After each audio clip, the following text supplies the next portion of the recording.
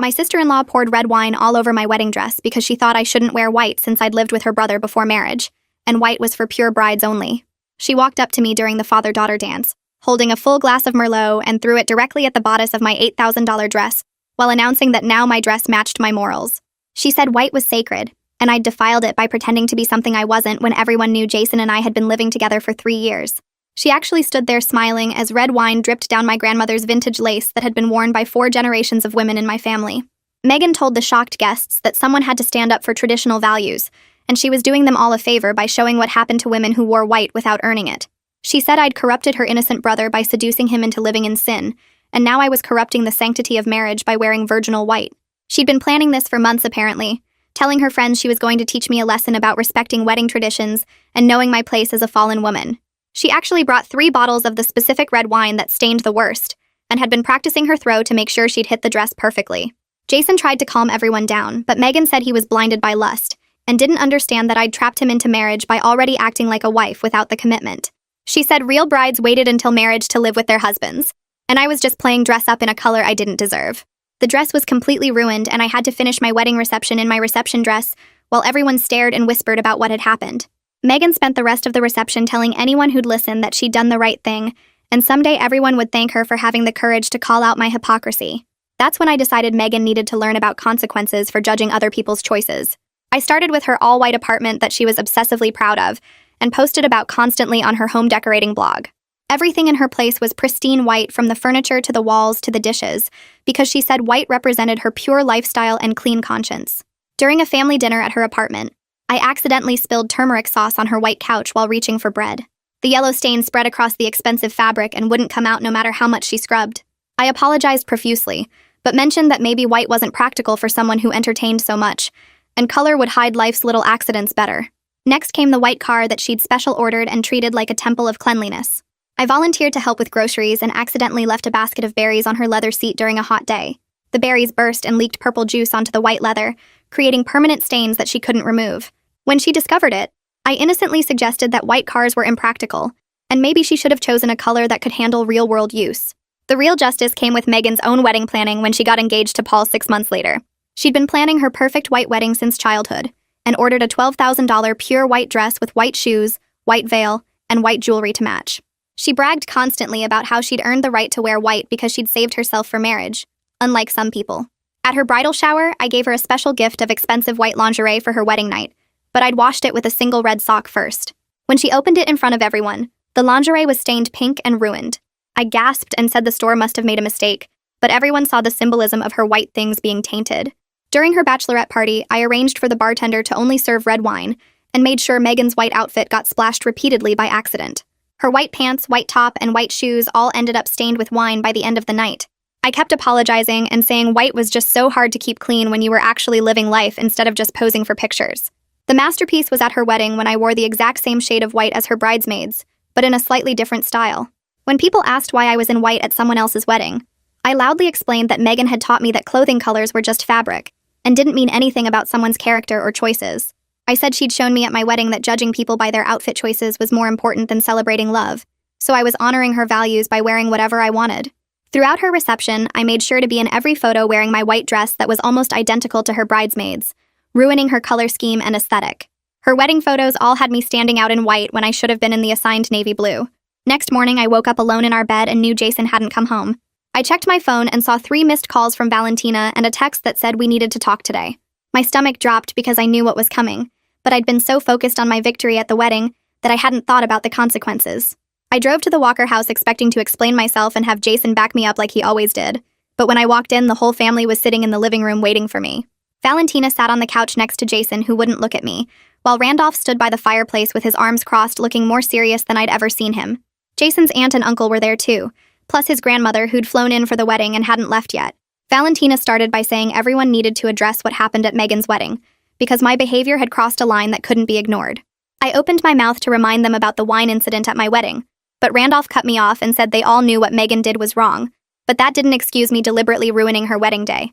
His grandmother said she'd watched me position myself in every family photo wearing that white dress, and it was clear I'd planned the whole thing to hurt Megan as publicly as possible. Jason finally spoke, and his voice was quiet and tired when he said he'd begged me not to wear white to the wedding. He told his family that we'd fought about it for weeks, and I'd promised to wear the navy dress but then showed up in white anyway, and acted like it was some kind of lesson I was teaching his sister. Valentina asked if I understood that I'd become just as mean and judgmental as Megan, using a family celebration to humiliate someone in front of everyone they loved. I tried to defend myself by listing everything I'd done to Megan over the past months, thinking they'd see it was justified, but their faces just got more upset as I talked.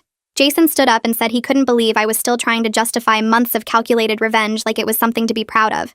He said watching me smile for wedding photos while deliberately ruining his sister's aesthetic made him wonder who he'd actually married. I felt my face get hot and told him he was supposed to be on my side, but he said being on my side didn't mean supporting me when I was wrong. Randolph said I needed to leave and give them time to talk as a family, and the way he said it made it clear I wasn't included in that family anymore. I drove home crying and angry because they were all acting like Megan was the victim when she'd started everything by dumping wine on my grandmother's dress. I spent 2 days alone in our house replaying the conversation and convincing myself I was right. I looked at Megan's wedding photos on social media, where I stood out in every single one wearing white, and at first I felt satisfied, but then I just felt empty. The photos showed Paul looking at Megan like she was his whole world, despite my sabotage, and her smile was genuine even with me lurking in the background. I realized my months of revenge hadn't actually hurt her happiness with Paul. It had just made me look petty and mean to everyone who mattered. Jason came home on the 4th day to pack a bag and told me he was staying at his parents' house until he figured out what he wanted. I asked if he was leaving me, and he said he didn't know, because the person who spent months plotting revenge against his sister felt like a stranger. He said he'd fallen in love with someone kind and fun, not someone who held grudges and planned elaborate ways to hurt people. I watched him pack his clothes and toiletries and wanted to apologize, but the words stuck in my throat. After he left, I sat on our bed and looked at our wedding photos that I'd finally gotten from the photographer.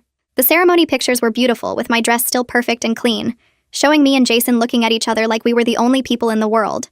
Then came the reception photos where my dress was stained red and I was wearing my backup outfit, but the worst part was my face in those later photos. I looked angry and hurt instead of happy, and you could see in my eyes that I was already planning revenge instead of enjoying my own wedding. I realized Megan's wine attack had stolen my joy that night, but then I'd let it steal the next 8 months of my life too. Valentina called and asked to meet for coffee, and I almost said no, because I expected more lectures about my behavior. We met at a cafe near her house, and she looked tired when she sat down across from me. She told me that Jason and Megan had a huge fight after I left the family meeting, where he finally confronted her about throwing wine on my dress. Megan had tried to justify it with her purity beliefs, but Jason said her judgmental cruelty had started a war that was destroying his marriage.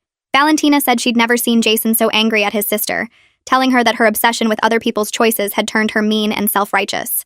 I felt a weird satisfaction hearing that Jason had defended me, but then Valentina said Megan cried and admitted she'd been horrible at my wedding.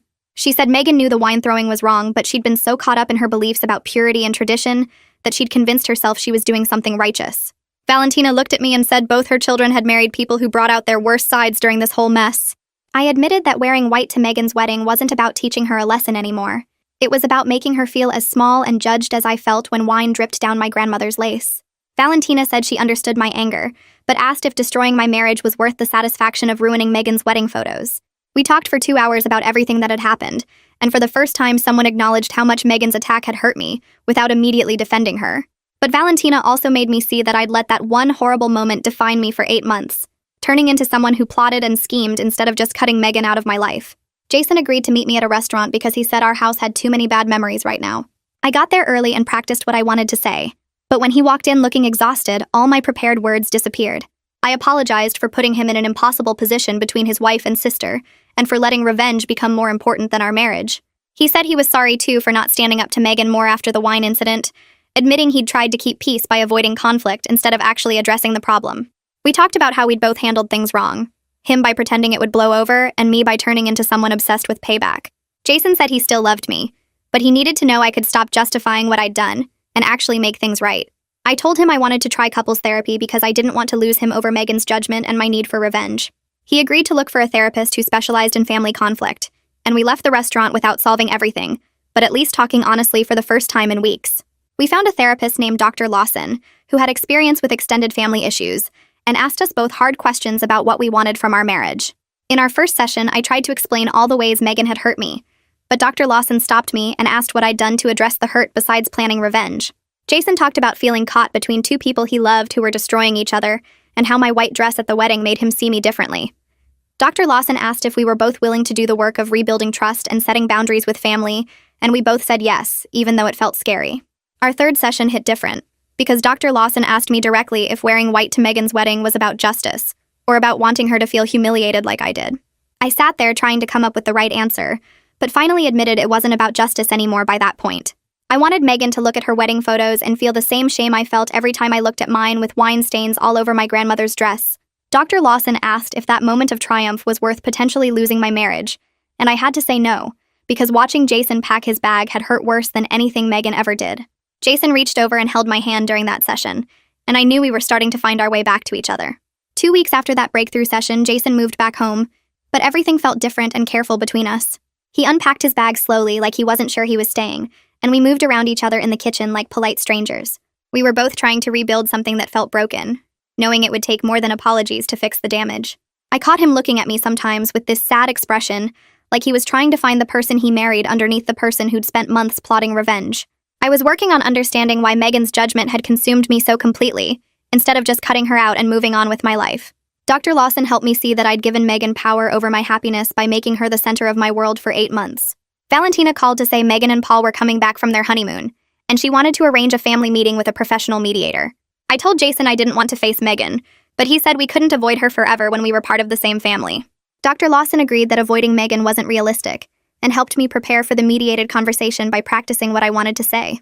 The meeting was scheduled at a neutral office with a mediator named Ava who specialized in family conflict resolution.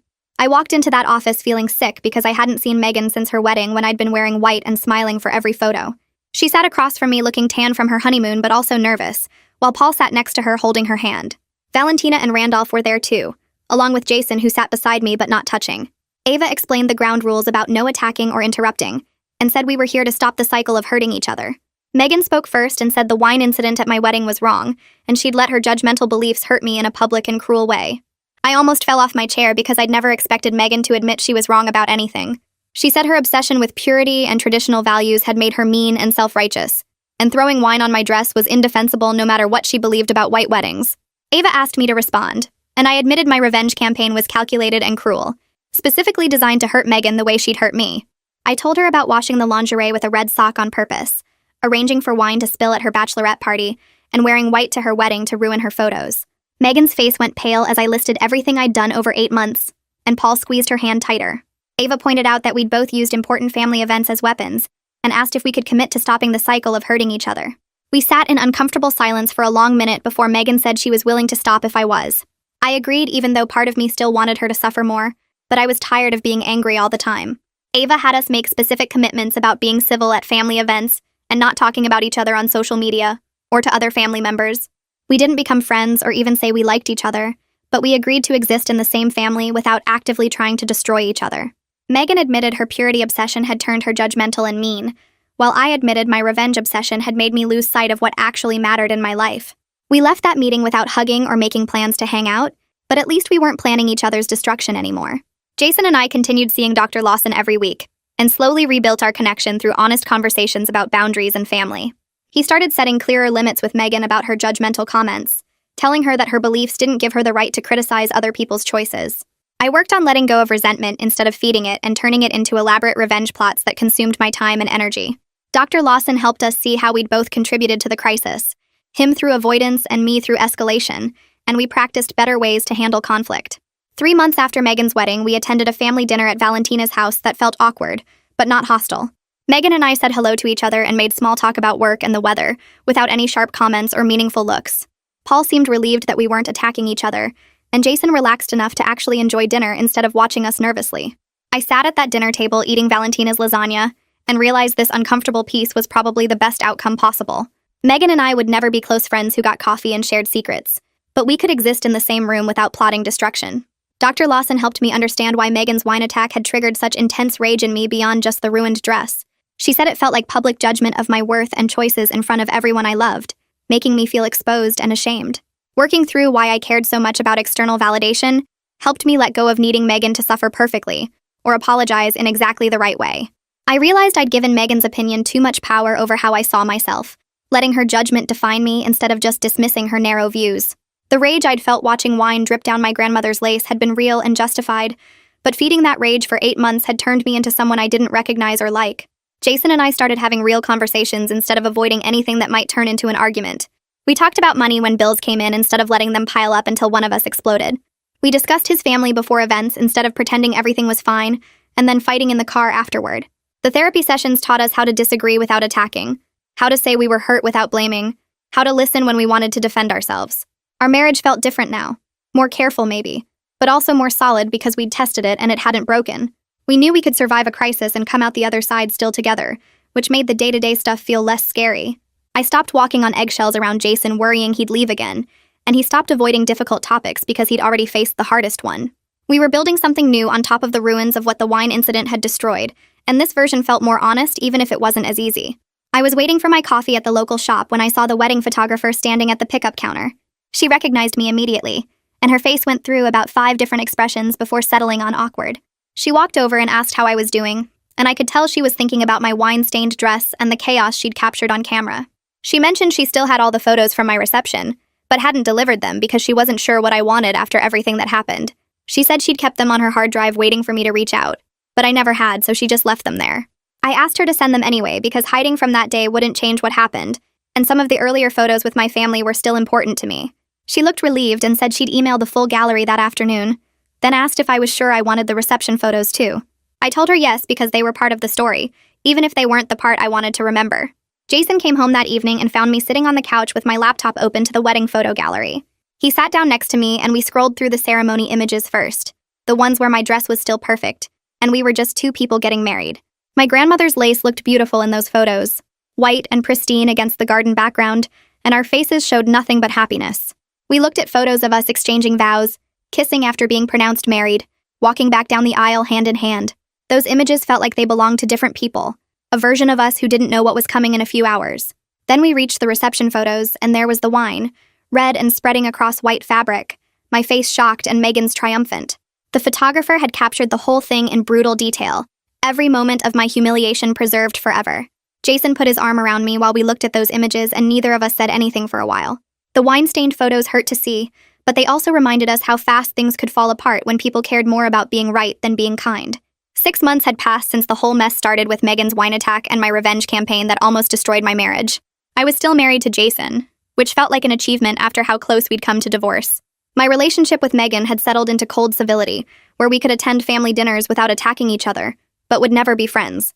I'd learned that revenge didn't actually heal humiliation no matter how perfectly executed, and that getting vindication by ruining someone's wedding photos came at a cost I almost couldn't afford.